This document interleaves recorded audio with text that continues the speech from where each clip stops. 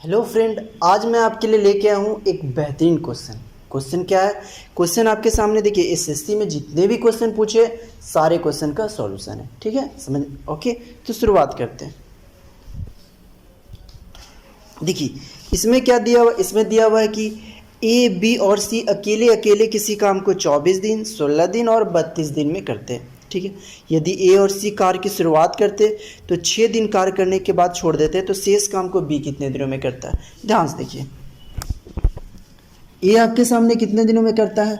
ए आपके सामने करता है 24 दिन, 24 दिन। बी आपके सामने कितना दिनों में करता है? बी आपके सामने करता है 16 दिन, 16 दिन। और सी कितने दिनों में करता है? सी आपके सामने 32 दिनों में करता है। अब आपके सामने क्वेश्चन क्या है कि ए और सी काम को शुरू करते हो 6 दिनों तक करते हैं, तो देखिए टोटल काम कितना है, तो टोटल काम निकालेंगे कितना, तो टोटल काम इन तीनों का एलसीएम निकालेंगे। एलसीएम कैसे निकलेगा? तो एलसीएम देखिए यहाँ पे डायरेक्ट आप निकाल सकते हैं। जो सबसे बड़ा अंक है वो देखिए, क्या बड़ा अंक जो 32 है वो 24 से कटेगा, 16 से कटेगा, तो देखिए नहीं कटेगा। और अगर हम 32 का यहाँ पे मान लीजिए दोगुना करते हैं 64, वो भी नहीं कटेगा। 96, 96 देखिए तीनों से कट जाएगा, तो यही आपका एलसीएम हो जाएगा 96। ठीक है, ये आप शॉर्ट में निकाल सकते हैं। तो अब आप देखिए कि 24 96 कि 96 में कितने बार में भाग लगेगा, तो ये 4 बार में। तो एक दिन का क्षमता कितना हुआ? ए का एक दिन का क्षमता हुआ 4, बी का एक दिन का क्षमता कितना हुआ? बी का एक दिन का क्षमता 6, और सी का कितना हुआ? 3। ठीक है, तो ये आपका ए बी सी का एक दिन का क्षमता हुआ। लेकिन इसमें क्या दिया हुआ है कि ए और सी कितने दिनों में करते? 6 दिन कार्य करके छोड़ देते। तो ए और सी का कितना हो जाएगा? एक दिन का क्षमता, एक दिन का काम हो जाएगा ए और सी का 7 होगा, और 6 दिन कार्य किए तो कितना हो गया? 6 दिन तो 42 दिन ये लोग काम किए। बच के इतना गया, बचा 54। अब 54 को क्या करेंगे कि शेष काम को बी कितने दिनों में करेगा? तो 54 को आप 6 से डिवाइड करिए तो कितना होगा? 9 डे। तो ये आपका हो जाएगा 9 दिन। ठीक है, तो शेष काम को भी कितने दिनों में करेगा? 9 दिनों में करेगा। नेक्स्ट क्वेश्चन पे आते हैं।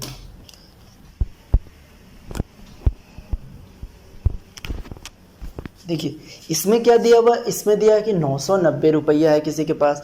990 ए और बी सी को, ए बी सी को कितना 3, 4 और 2 के अनुपात में बांटी जाती है, तो बी को प्राप्त राशि कितनी होगी? बहुत ही सिंपल सा क्वेश्चन है और ये बहुत ही आसान क्वेश्चन है, लेकिन एग्जाम में पूछा है तो इसको ध्यान रखिएगा। ठीक है, तो सबसे पहले शुरू करते हैं। टोटल रुपया कितना है? 990, और इसको कितने के अनुपात में बांटी जाती है ए बी सी में? तो ये हो गया 3, 4 और ये हो गया 2। टोटल रुपए है 990 रुपये, उसको 3 और 4 साथ में 3, 4, 2 में बांटी जाती है।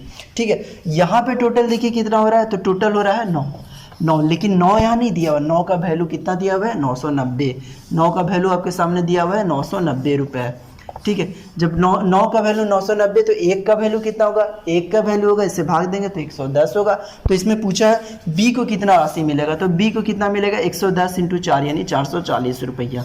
ठीक है, ये बहुत ही सिंपल सा क्वेश्चन था और ये एग्जाम में पूछा है, तो इसको ध्यान दीजिएगा। ठीक है, बहुत आसान सा क्वेश्चन। इस बार आपके सामने दिया हुआ है x माइनस 1/x बराबर कितना दिया हुआ है? 11।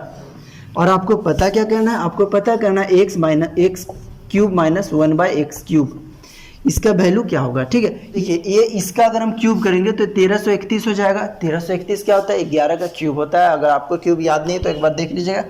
अब आप सबसे पहले ए क्यूब निकालिए, तो ये हो गया x cube minus B cube minus 3 × 1x × 1/x minus x minus.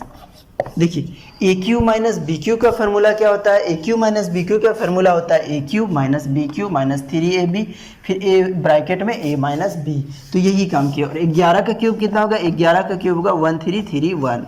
ठीक है, अब यहाँ पे देखिए आपको निकालना है इसका वैल्यू, तो ये तो आपका उतर जाएगा x माइनस 1/x क्यूब हो जाएगा माइनस 3, x कटेगा, और इसका वैल्यू कितना दिया हुआ है? 11 दिया हुआ है। x कट जाएगा, और x माइनस 1/x का वैल्यू कितना दिया हुआ है? 11, तो 11 × 3 हो जाएगा बराबर 31।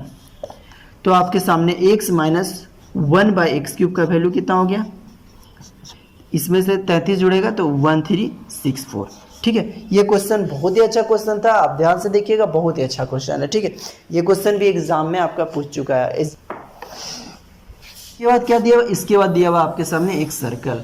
सर्कल में क्या दिया हुआ है आपके सामने, देखिए ये है